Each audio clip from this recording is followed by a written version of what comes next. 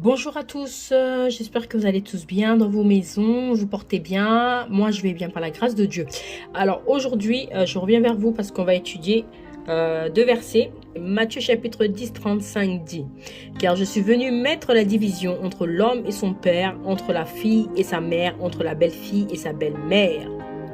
Dans ce verset, ce qu'il faut comprendre, c'est que nous, quand on accepte Jésus-Christ en tant que Seigneur et Sauveur, nous l'avons accepté en tant que Seigneur et Sauveur, d'accord? Mais c'est pas pour autant que les membres de nos familles ont accepté Jésus-Christ en tant que Seigneur et Sauveur, d'accord? Donc, ce qui fait que quand vous venez apporter la parole, vous venez apporter la vérité, vous venez apporter l'évangile, il faut comprendre que les membres de vos familles n'ont pas forcément accepté Jésus-Christ en tant que Seigneur et Sauveur. Et forcément, ils ne l'acceptent pas, donc ils le rejettent. D'accord? Le contraire de l'acceptation, c'est le rejet. D'accord? Donc, comme ils le rejettent, du coup, lorsque vous venez apporter la parole de Dieu, eux, ils ne l'acceptent pas, cette parole. Ils n'acceptent pas cette vérité. D'accord? Ils n'acceptent pas le fait que vous parlez de la vérité.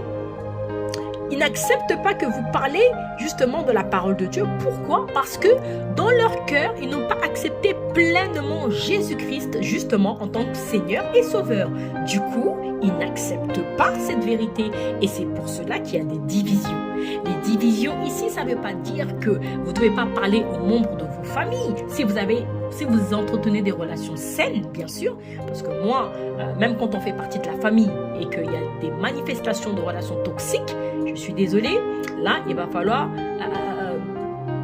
on va dire, se protéger, d'accord? Et mettre des limites, d'accord? Mais en revanche, si vous entretenez des relations saines, le Seigneur ne vous a jamais dit de ne pas parler aux membres de vos familles.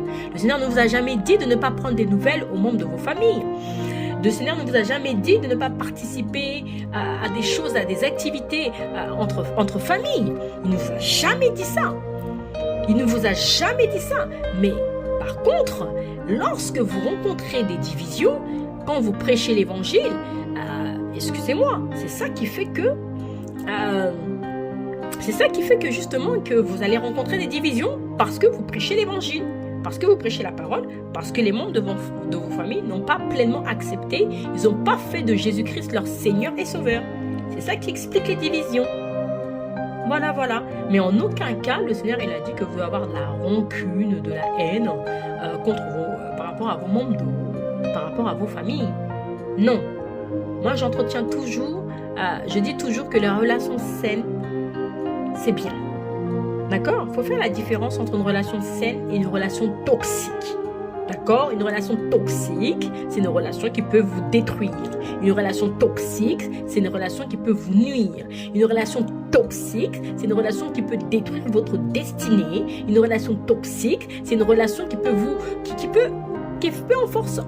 peut faire en sorte que vous voyez que vous brillez plus. C'est ça une relation toxique. Mais par contre, si vous avez des bonnes relations saines avec vos familles, écoutez, il n'y a pas de raison. D'accord? Donc voilà, je viens tout simplement pour expliquer que quand Dieu ici parle de division, il vient mettre la division entre les membres de famille, père, mère, fille, belle-mère, belle-fille. C'est pas le fait de ne plus parler aux membres de nos familles, mais c'est juste qu'il faut continuer à prier pour eux, parce que eux, forcément, comme ils n'ont pas encore fait de Jésus-Christ leur Seigneur et Sauveur, c'est ça qui fait que, voilà, ça bloque. Donc voilà, mais il faut continuer à prier pour eux. Il dit dans Matthieu chapitre 10, 36, l'homme aura pour ennemi les gens de sa maison. D'accord? Donc quand Dieu dit que l'homme aura pour ennemi les gens de sa maison, ça veut dire que nous, les disciples, nous devons nous attendre à l'opposition. Pourquoi? Parce que nous devons nous attendre à la lutte, à l'opposition, parce que nous prêchons la sainte vérité. Et forcément, quand il y a la sainte vérité qui est prêchée, aux personnes qui n'ont pas accepté Jésus en tant que Seigneur et Sauveur, qui n'ont pas fait de Jésus leur Seigneur et Sauveur, il y aura des divisions. D'accord? Et ces divisions, en fait, c'est tout simplement le fait que il y en a qui veulent obéir à Jésus, il y en a d'autres qui le rejettent. C'est tout. C'est tout ce qu'il faut comprendre.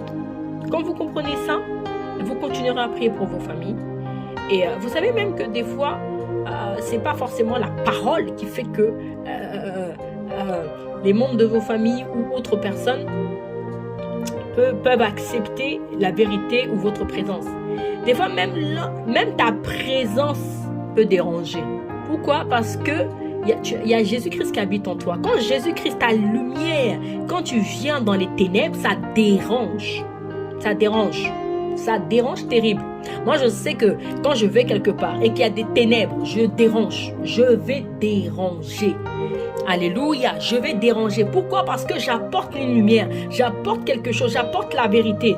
Et du coup, comme eux, ils sont dans les ténèbres, du coup, tu les mets mal à l'aise et du coup, voilà, ta présence les dérange. Alléluia.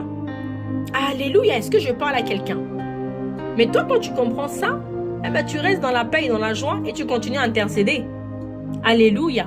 Voilà, c'était un court instant pour vous édifier, pour parler de Matthieu chapitre 10, 35 et Matthieu chapitre 10, 36. Vous pouvez relire à la maison. Et pour conclure, je dirais que quand Dieu nous dit ces choses, ça ne veut pas dire que nous devons avoir de la rancune, de la haine envers les membres de nos familles, pas du tout, mais nous devons continuer à prier pour eux, pour que eux aussi un jour fassent de Jésus-Christ leur Seigneur et Sauveur, et vous verrez qu'à ce moment-là, ils accepteront mieux la vérité, ils accepteront mieux la parole de Dieu, ils accepteront mieux qu'on leur prêche la vérité. Voilà, parce que quand ils n'acceptent pas, c'est parce que tout simplement, ils n'ont pas encore fait de Jésus-Christ leur Seigneur et Sauveur. Parce que celui qui fait de Jésus-Christ son Seigneur et Sauveur accepte la vérité, accepte l'évangile, accepte la parole de Dieu. Donc voilà. Je ne parle pas des personnes qui utilisent la parole de Dieu pour manipuler les gens, pour intimider les gens. Non, je parle vraiment de la parole authentique, la parole spontanée, la parole transparente. Voilà, parce qu'avec l'évangile, il faut être transparent, il faut dire la vérité. Donc voilà, je vous dis à très bientôt, que Dieu vous bénisse.